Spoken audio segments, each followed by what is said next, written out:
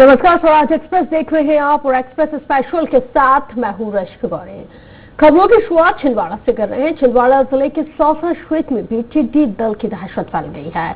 बीती शाम बोरगांव से मोहगांव तक पूरे ग्रामीण इलाके में किसानों को रात भर जागने के बाद टिड्डी दल ने सौसा के गणेश कॉलोनी से लगे जंगल में डेरा डाल दिया है और सागौन के पत्ते चट कर दिए हैं। इससे डर की वजह से किसान रात भर खेतों में जागकर संतरे की फसलों को बचाने की जद्दोजहद करते नजर आए।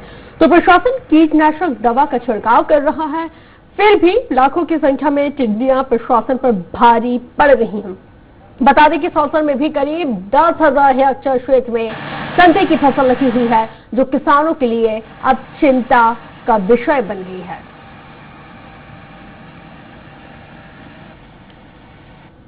खानसिवनी रोड पे नार रोड पे ये शाम तक पहुंचा है और यहाँ पे कि जंगल में ये हुआ था, लेकिन सुबह देखा तो झाड़ में हमको मिला है। तो उसके लिए हमने प्रशासन को भी सूचना दी थी और उनके माध्यम से एसडीएम शास्त्री महोदय के निर्देश के अनुसार नगर पालिका का अमला तकरीब और उनकी फायर ब्रिगेड से हमने सुबह से कीटनाशक दवाई का छिड़काव चालू कर। दिनेश धारपुरी ज्यादा जानकारी के साथ फोन लाइन पर जुड़ गए हैं। दिनेश, तमाम जद्दोजहद की जा रही है, क्या टिड्डी दल से क्षेत्रवासियों को, किसानों को निजात मिल पाई? जी बताना चाहूंगा रश, कल शाम 5 बजे महाराष्ट्र की सीमा से मध्य प्रदेश से लगे सौसर में टिड्डियों के दल ने प्रवेश किया और रात भर टिड्डियों ने जो है प्रशासन और किसानों के साथ आग की है और रात भर किसानों को खेत में जागने के लिए मजबूर किया। और जो टिड्डी है वो वार्ड नंबर 10 के गणेश कॉलोनी से लगे जंगल में जाकर छुप गई।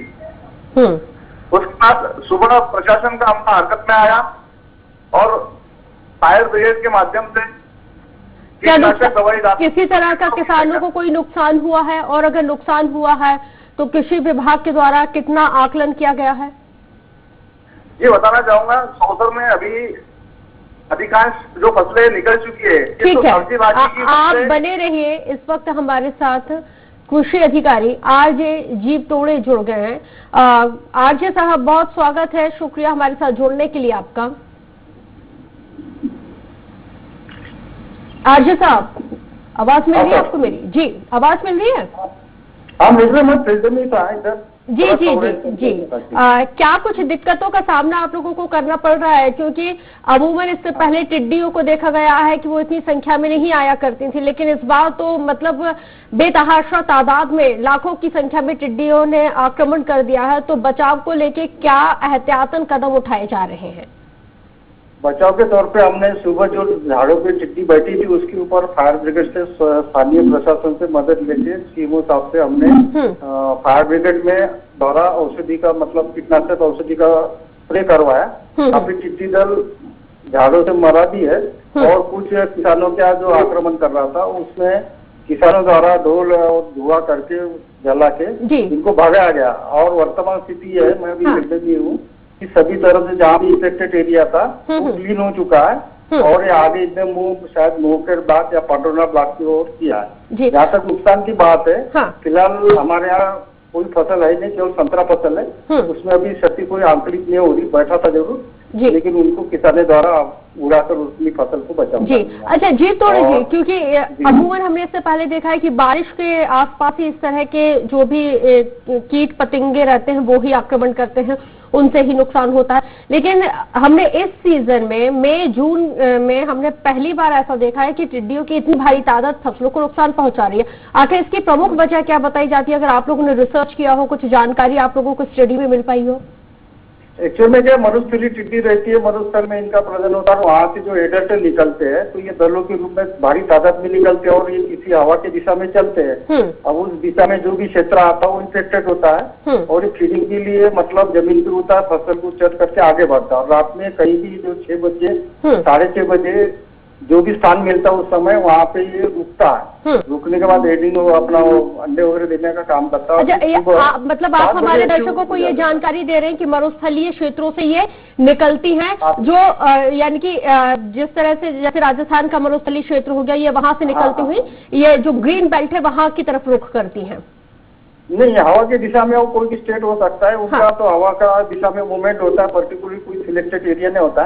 जहाँ तक किसान के लिए सलाह जो रहती है, तो दिन में किसी भी फसल पे बैठती तो उनका एक ही उपाय है कि वो ढोल नगाड़े या कचरा आदि धुआं जला के, टायर जला के या ट्रैक्टर का साइलेंसर निकाल के बड़ी आवाज करके अपने खेतों से बाहर भगाए। और रात्रि के समय यदि कहीं खेतों में या फसलों पर विश्राम करता है तो उसका स्प्रे मात्र एक उपाय है, क्योंकि रात के समय में ये उड़कर इधर उधर भागता है लेकिन बाहर नहीं जाता। जी जी, इसका स्प्रे का रिजल्ट रात नहीं मिलता, लेकिन दिन में यदि ऐसे करता है। जी थोड़े जी, थोड़ा सा हटके मैं आपसे एक सवाल बहुत संक्षेप में पूछूंगी, क्योंकि एक न्यूज़पेपर में मैंने पढ़ा था कि पाकिस्तान में इन टिड्डियों को मुर्गियों के चारे के तौर पर भी इस्तेमाल किया जा रहा है। अगर ये इतनी बड़ी तादाद में, ये इतनी बड़ी संख्या में आ रही है, तो क्या इसका कुछ इस तरह से कुछ रिसाइकिल यूज इसका इन टिड्डियों का क्या भारत में भी हो सकता है?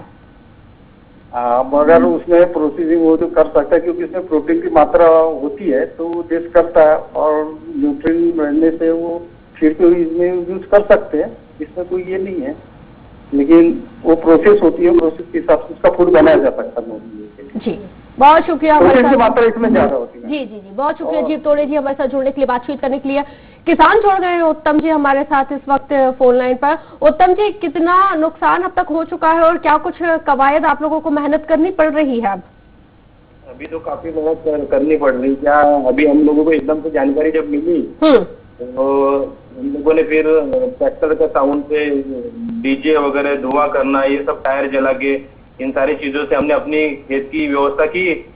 और एकदम से जो आए गए इधर से, हमको तो जानकारी मिली लोगों से कि भैया बाजू किसान, दूसरे किसानों ने फोन किए कि तुम्हारे तरफ आ रहे थे, तुम व्यवस्था में लग जाओ। तो हमारे दूसरे के झाड़ ये सारी, इससे काफी नुकसान हुआ, पर फिर भी थोड़ा जो व्यवस्था कर सके उसके समय में हमने उसकी व्यवस्था कर पाए। बहुत शुक्रिया उत्तम जी बातचीत के लिए। हमारे साथ दिनेश धारपुरे भी जुड़े हुए थे जो तमाम जानकारी दे रहे थे, उनका भी बहुत शुक्रिया तमाम जानकारी के लिए।